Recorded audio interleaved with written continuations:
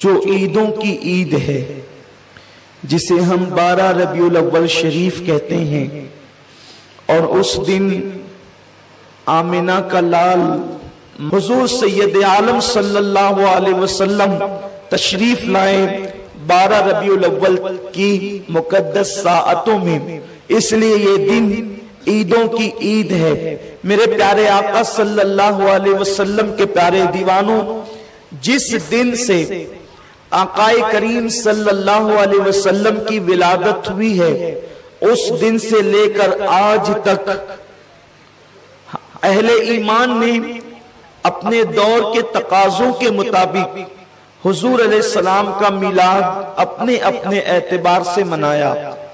اور کیوں نہ ہو، کیونکہ جب اللہ تبارک و تعالیٰ نے قرآن میں سینکڑوں آیتوں کے اندر اپنے حبیب کی ولادت کا ذکر کیا ہے، تو صحابہ کیوں نہ کرتے، تابعین کیوں نہ کرتے، اولیاء کیوں نہ کرتے۔ میرے آقا صلی اللہ علیہ وسلم کے دیوانوں، یہ ہمارے دلوں کا سرور ہے، یہ ہمارے ایمان کو جلا بخشنے کی چیز ہے، جس کو ہم آقا کی میلاد کہتے ہیں۔ میلاد آئی، یہ ہماری عیدوں کی عید ہے۔ اگر یہ عید نہ ہوتی تو نہ عید الفطر ہوتی، نہ عید الاضحیٰ ہوتی، کوئی عید نہ ہوتی۔ نثار تیری چہل پہل پر ہزاروں عید ربیع الاول، سوائے ابلیس کے جہاں میں سبھی تو خوشیاں منا رہے ہیں، دلوں کے گلشن مہک رہے ہیں۔ یہ کیف کیوں آج آ رہے ہیں؟ کچھ ایسا محسوس ہو رہا ہے، حضور تشریف لا رہے ہیں۔ میرے پیارے آقا علیہ السلام کے پیارے دیوانوں، یہ کلیاں نہ ہوتی، نہ یہ گلوں کا تبسم ہوتا، نہ یہ چاند کی چاندنی ہوتی، نہ یہ سورج کی رانائیاں ہوتی، نہ یہ شفق کا جمال ہوتا، نہ یہ افق کی سرخی ہوتی، نہ یہ آسمانوں کا سائبان ہوتا، نہ یہ زمین کی چادر ہوتی، نہ سبزہ زار ہوتا، نہ بھوروں کی گنگناہٹ ہوتی، نہ چڑیوں کی چہچہاہٹ ہوتی، نہ لالا کے رخسار ہوتے، نہ نرگس سی آنکھیں ہوتی، نہ زلفیں ہوتی، نہ خم ہوتا، نہ میں ہوتا، نہ سرائی ہوتی، نہ جام ہوتا، نہ کائنات ہوتی، نہ ارضیات ہوتے، نہ فلکیات ہوتے، کچھ نہ ہوتے، نہ بلکھاتی ہوئی ندیاں ہوتی، نہ گرتے ہوئے آبشار ہوتے، نہ موجیں مارتے ہوئے سمندر ہوتے، نہ دریاؤں کی روانی ہوتی، نہ سمندروں کی طغیانی ہوتی، نہ پتھروں کا وجود ہوتا، نہ پہاڑوں کا غرور ہوتا، نہ درختوں کی سبزہ دار ہوتی، کچھ نہیں ہوتا کائنات میں، نہ ستاروں کی انجمن ہوتی، نہ خدا کی تسبیح و تحلیل ہوتی، نہ نمازوں کا جمال ہوتا، نہ رکوع کی برکتیں ہوتی، نہ سجود کی رانائیاں ہوتی، کچھ نہیں ہوتا کائنات میں اگر آمنہ کا لال نہ ہوتا۔ اس لیے کہ میرا اللہ فرما چکا ہے، لولا کلمہ خلقت الدنیا، حبیب اگر تجھے پیدا کرنا نہ ہوتا تو میں کائنات کو پیدا نہ کرتا۔ وہ وجہ کن فکا ہے، وہ وجہ تخلیق کائنات ہے، جسے آمنہ کا لال کہتے ہیں، کیونکہ میرے اللہ نے فرمایا کنت کنزا مخفیا فاحببت عرفا ونفخت فی من روحی، میں تو ایک چھپا ہوا خزانہ تھا، اللہ ہمیشہ سے ہے، ہمیشہ رہے گا۔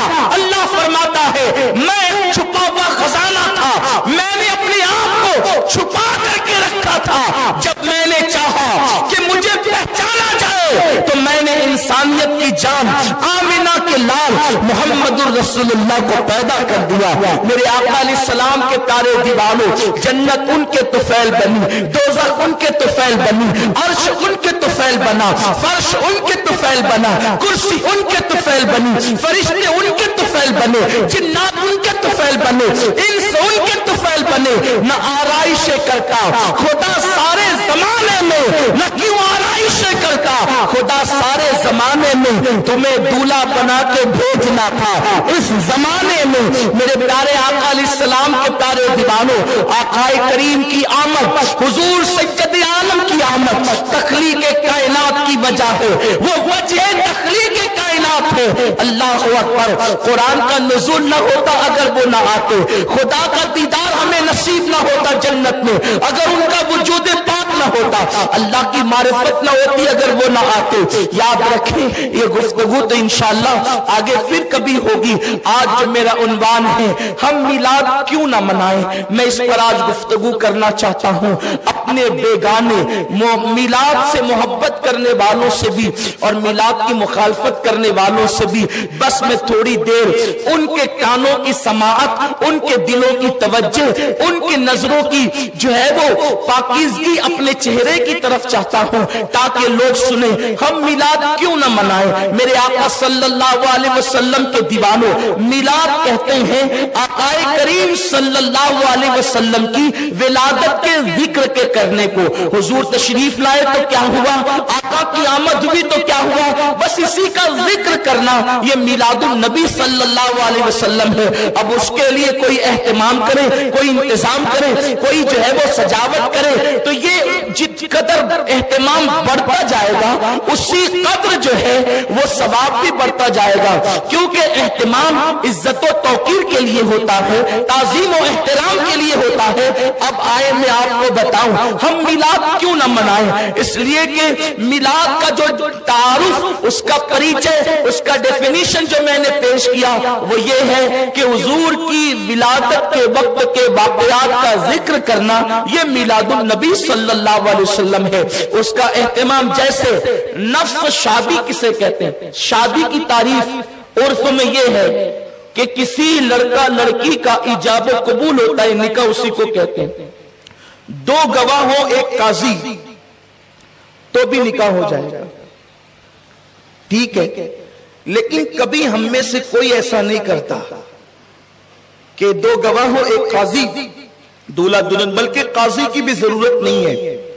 اگر دولہا کہہ دے کہ میں نے تمہارے ساتھ نکاح کیا دو گواہوں کی موجودگی میں, لڑکی کہے میں نے قبول کیا, یا لڑکی کہے کہ میں نے نکاح کیا آپ کے ساتھ, لڑکا کہے میں نے قبول کیا, نکاح ہو گیا. خطبہ پڑھنا سنت ہے, نہ فرض ہے نہ واجب. یعنی اگر خطبہ نہ بھی پڑھا جائے تو بھی نکاح مسئلے کے اعتبار سے ہو جاتا ہے, لیکن پڑھنا چاہیے کیونکہ میرے آقا کی سنت ہے. اس کو ترک کرنا برا ہے, نہیں کر سکتے. بلکہ اگر پورا خطبہ کوئی نہ پڑھے الحمدللہ نحمدہ ونستعینہ وہ جو سنتے ہیں, صرف خطبے کی نیت سے کوئی الحمدللہ رب العالمین بھی کہہ دے, خطبہ ہو گیا.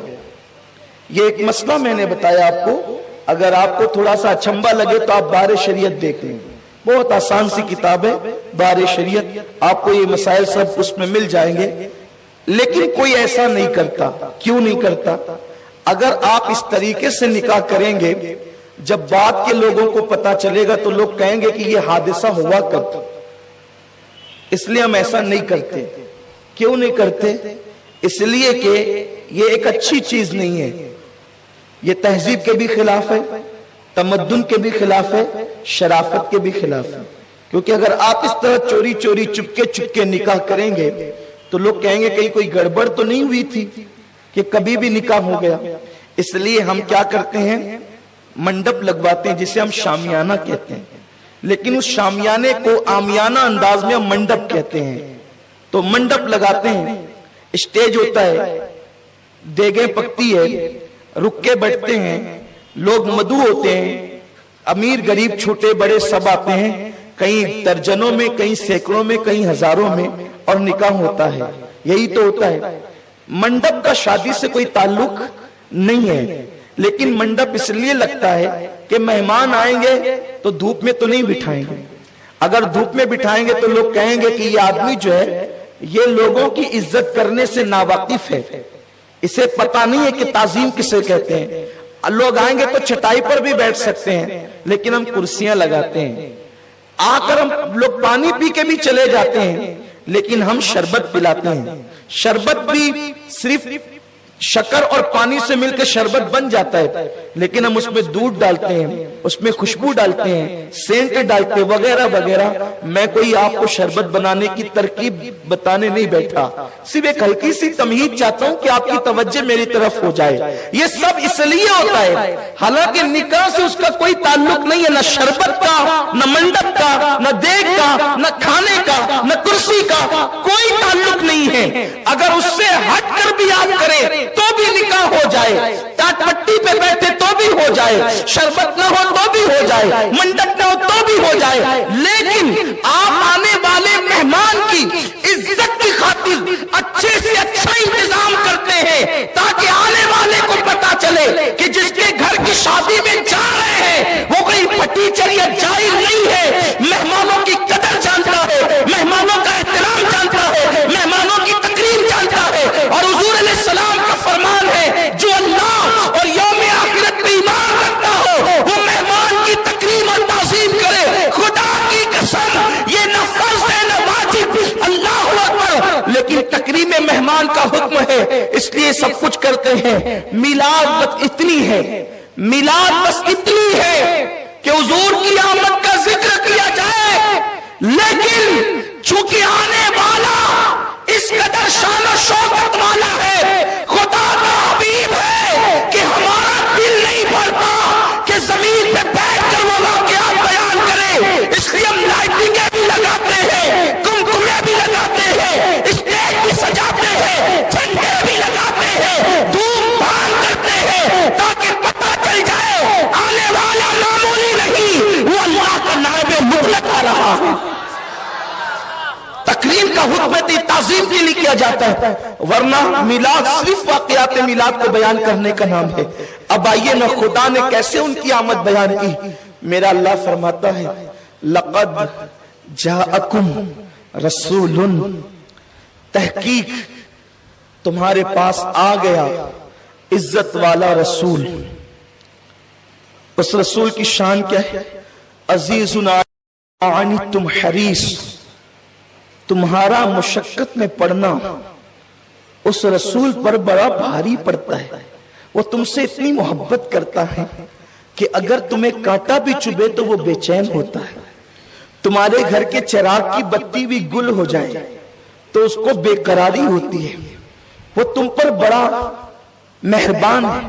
اللہ کے انعامات جب تم پر وہ دیکھتا ہے تو اس میں وہ حریص ہے, حل من مزید کہتا ہے, مزید کی طلب کرتا ہے. وہ اتنا تم پر مہربان ہے, ایسا تم پر مہربان ہے کہ تمہارا مشقت میں پڑنا اس کو بڑا گرا گزرتا ہے, تمہاری تکلیفیں اس کو بڑی گرا گزرتی ہے, اور وہ اللہ کی بارگاہ میں تمہاری بھلائی کے لیے حریص ہے. علیکم بالمؤمنین رؤوف الرحیم, اور وہ مومنوں کے لیے مہربان ہے, مہربان. قرآن نے رؤوف بھی کہا اور رحیم بھی کہا. یاد رکھیں ماں باپ کے لیے خدا نے رحیم کہا لیکن رؤوف نہیں کہا. اور بھی جگہ پر کہیں کسی کو رؤوف کہا تو رحیم نہیں, لیکن یہاں رؤوف بھی کہا اور رحیم بھی کہا. یعنی یہ تم پر مہربان ہے. یہ کتنا مہربان ہے, ایک ماں اپنے بچے پر جتنی مہربان ہوتی ہے اس سے زیادہ یہ تم پر مہربان ہے. ایک باپ اپنی اولاد پر جتنا مہربان ہوتا ہے اس سے کروڑوں درجہ زیادہ یہ تم پر مہربان ہے. بلکہ بتا دوں ذرا دل کے کان اگر میری طرف لگے ہیں تو دل کھول کر بڑی ذمہ داری سے یہ گفتگو سن لے. وہ ماں سے زیادہ مہربان ہے, وہ باپ سے زیادہ مہربان ہے, حتیٰ کہ ایک نبی اپنی امت پر جتنا مہربان ہوتا ہے وہ نبی سے زیادہ تم پر مہربان ہے. کیونکہ اب آپ دیکھ لیں ذرا, میں بڑی ذمہ داری سے یہ بات کہنے لگا ہوں کہ ایک نبی اپنی امتی پر جتنا مہربان ہوتا ہے وہ اس سے زیادہ تم پر مہربان ہے. اس لیے کہ جناب نوح بھی اپنی امت پر مہربان تھے, جناب موسیٰ بھی اپنی امت پر مہربان تھے, جناب عیسیٰ بھی اپنی امت پر مہربان تھے, جناب داؤد بھی اپنی قوم پر مہربان تھے, جناب یوسف بھی اپنی قوم پر مہربان تھے. یہ سب مہربان تھے. یہ ایک نبی ہی تو تھے جو اپنی امت پر مہربان تھے, لیکن نبی امت پر جتنا مہربان ہوتا ہے یہ اس سے زیادہ مہربان ہے. مطلب کیا ہوا؟ اب ذرا آئیے تاریخ کے جھروکے میں جھانکے اور میری قوم کے جوانوں ذرا دل کے کانوں سے سن لو کہ وہ رسول امت پر کتنا مہربان ہے. رؤوف الرحیم قرآن نے کہا ہے. جناب نوح علیہ السلام اپنی قوم کے درمیان آتے ہیں اور آنے کے بعد کہتے ہیں, کیا کہتے ہیں؟ اے میری قوم ان بتوں کو چھوڑ دو, یہ بت نہ نفع پہنچا سکتے ہیں نہ نقصان پہنچا سکتے ہیں, چھوڑو انہیں. حضرت نوح علیہ السلام قوم کو سمجھایا، قوم نہ مانی، خاموشی میں سرگوشی میں سمجھایا، نہ مانی تو چلا کر سمجھایا، نہ مانی اس کے بعد بلا کر کے پکارا، انہوں نے چہرے چھپا لیے، بھاگ گئے۔ حالت یہ ہوئی کہ اس وقت توجہ فرمائے، بہت غور سے سنیں، میں تاریخ کا وہ باب پیش کر رہا ہوں تاکہ آپ کو اپنے نبی کی اہمیت پتا چلے۔ میرے آقا صلی اللہ علیہ وسلم کے دیوانوں، وہ صرف نماز لے کر کے نہیں آئے تھے، وہ صرف روزہ لے کر کے نہیں آئے تھے، ان کا احسان صرف اتنا نہیں کہ وہ نماز روزہ دے کر کے چلے گئے، نہیں، ایک ماں اور باپ کا رشتہ جہاں دم توڑ دیتا ہے، اس سے زیادہ میرے نبی کا رشتہ میرے نبی نبھاتے ہیں۔ اللہ اکبر، جناب نوح علیہ السلام، اللہ اکبر، قوم کو سمجھایا، قوم نے نہ مانا، قوم کو بلایا، قوم نے نہ مانا، قوم کو آواز دی، قوم نے نہ مانا۔ اس وقت یہ ہوا، حضرت نوح کو امید ہو چلی کہ یہ نہیں مانتے، ان کی آنے والی قوم مانے گی۔ ایک بچہ اپنے باپ کے کندھے پر بیٹھا ہوا تھا، حضرت نوح علیہ السلام 950 سال تک انہیں سمجھاتے رہے، حتیٰ کہ پھر یہ ہوا کہ اس بچے کو دیکھ کر آپ نے امید کی کاش کہ یہ باپ اس کا باپ نہیں تو یہ نام یہ مان لے گا، لیکن اس بچے نے باپ سے کہا ذرا پتھر اٹھانا، اس کے باپ نے پتھر اٹھایا اور نوح علیہ السلام پر، اللہ اکبر، اس چھوٹے سے بچے نے ایک پتھر مارا۔ جب نوح علیہ السلام کی پیشانی پر ایک پتھر لگا، اس ایک پتھر لگنے کے بعد جناب نوح علیہ السلام کی پیشانی سے خون نکلنے لگا۔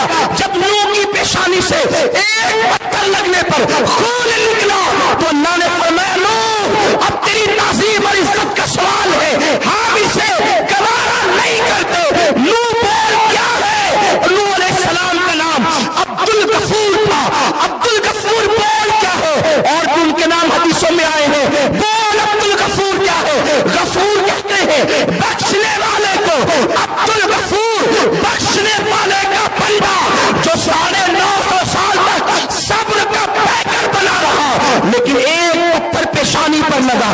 قدرت کے نقیب نے پکارا نوح بول کیا کرے؟ تو جناب نوح کے ہاتھ اٹھ گئے۔ ہمیں تو اس قوم سے امید تھی کہ اس کا باپ ایمان نہیں لاتا تو بیٹا لائے گا، لیکن یہ بھی بگڑے ہوئے نکلے۔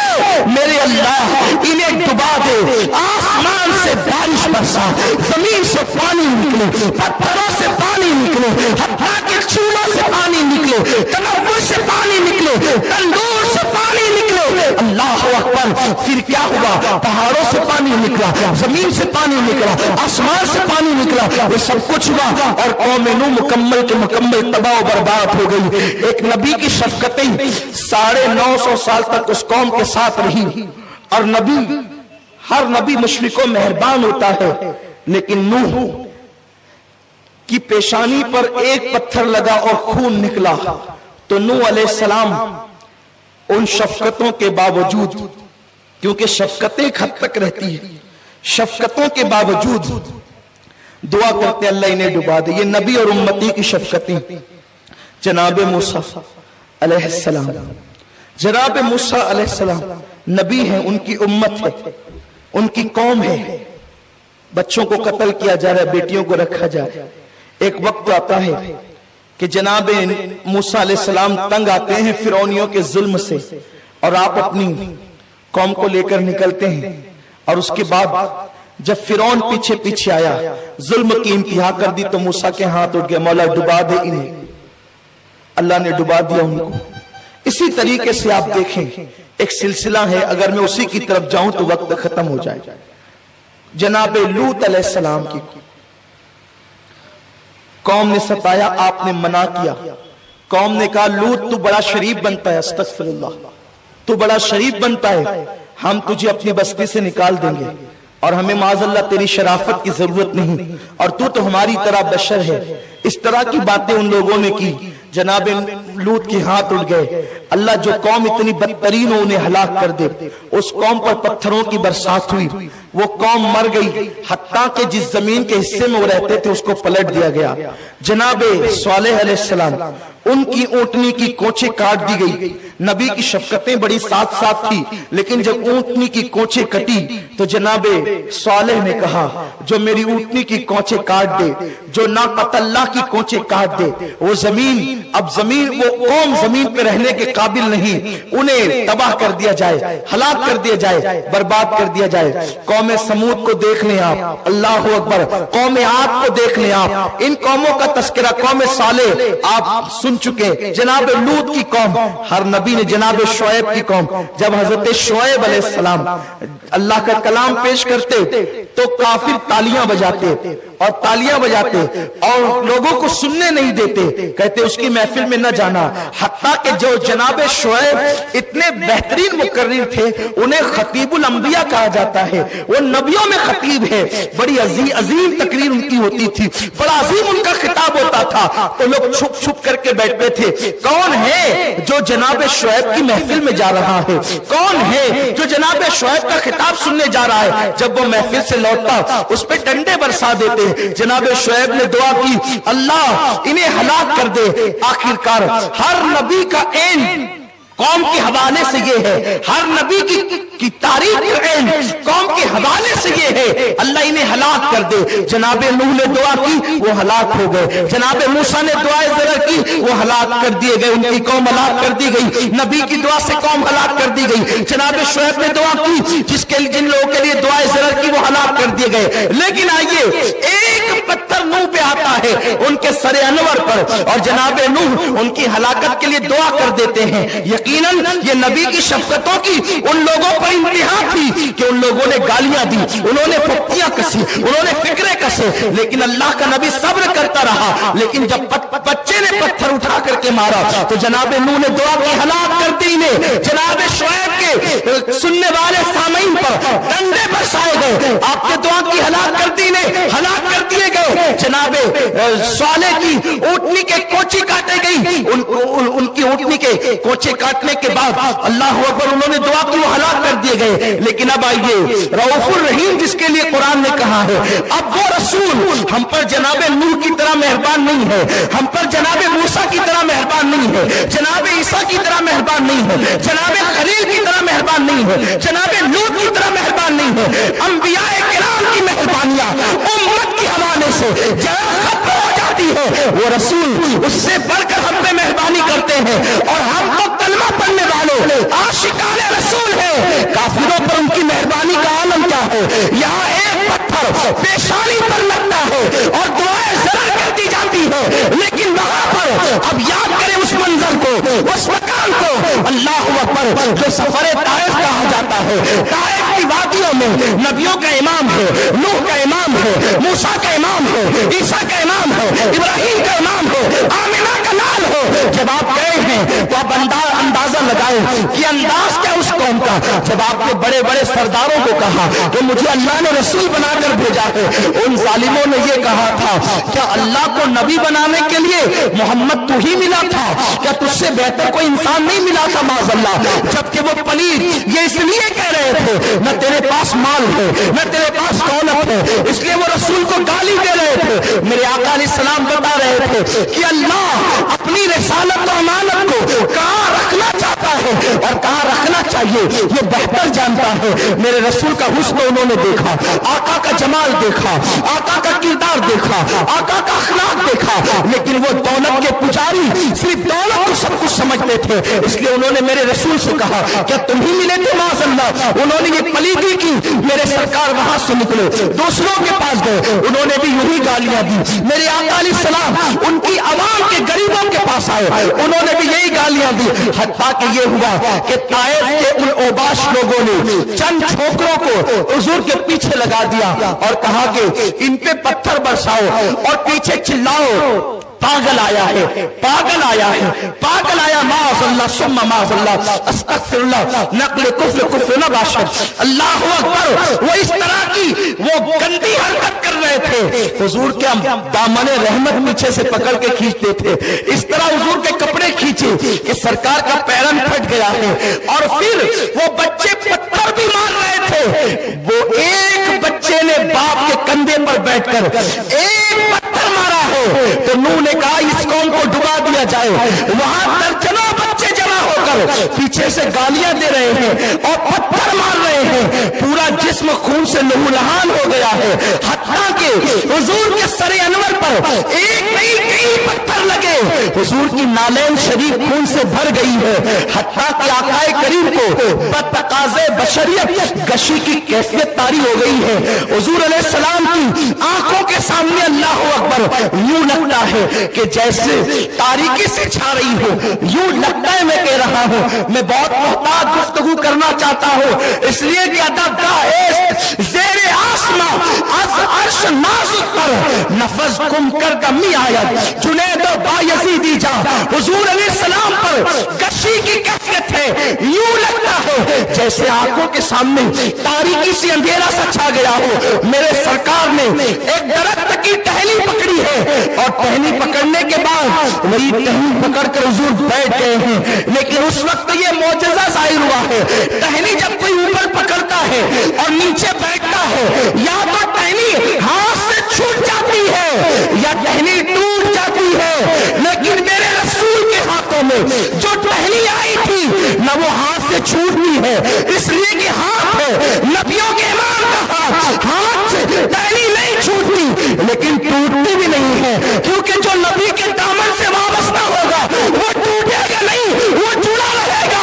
اللہ اکبر، یہ معجزہ ظاہر ہوا ہے، نہ ٹہنی ہاتھ سے چھوٹی ہے نہ درخت سے ٹوٹی ہے۔ حضور نے اس کو پکڑا اور آقا بیٹھ گئے ہیں، حضور کے ایک ہی غلام حضور کے ساتھ ہے۔ ایک تو حال یہ ہے کہ حضور علیہ السلام نے پیدل اتنا لمبا سفر طے کیا ہے اور پوری نالین خون سے بھری ہوئی ہے، کپڑے لہو لہان ہیں، میرے اللہ نے پہاڑوں کے فرشتے کو بھیجا، ساتھ جبرائیل تھے۔ یا رسول اللہ، اللہ آپ کی اس کیفیت کو دیکھ رہا ہے اور اللہ آپ پہ سلام بھیج رہا ہے، اور اللہ فرماتا ہے حبیب انہوں نے تمہارے ساتھ بڑی بدسلوکی کی ہے، رحمت خدا منتظر ہے، خدا کا عذاب منتظر ہے، آپ کہیں ان کے ساتھ کیا کیا جائے۔ اگر آپ کہیں گے تو طائف کے دونوں پہاڑوں کو آپس میں ملا دیا جائے گا اور طائف کا نشان مٹا دیا جائے گا۔ آپ کیا چاہتے ہیں؟ میرے سرکار گردن جھکائے بیٹھے تھے، اس لیے کہ پورا وجود لہو لہان تھا، کپڑے پھٹے ہوئے تھے۔ میرے آقا نے چہرے جبریل کی طرف دیکھا، آنکھ میں آنسو جھلملانے لگے اور سرکار فرماتے جبریل میرے اللہ سے کہہ دیں کہ اس نے مجھے لوگوں کے لیے عذاب نہیں بلکہ رحمت بنا کر کے بھیجا ہے۔ جبریل میں امید کرتا ہوں یہ مجھ پر ایمان نہیں لاتے تو ان کی آنے والی نسلیں مجھ پر ایمان لائے گی۔ میں ان کے لیے دعا کرتا ہوں اللہم اہدی قومی فَإِنَّهُ لَا يَعْقِلُونَ، اللہ اس قوم کو ہدایت عطا فرما، انہیں عقل نہیں، انہیں شعور نہیں ہے، آپ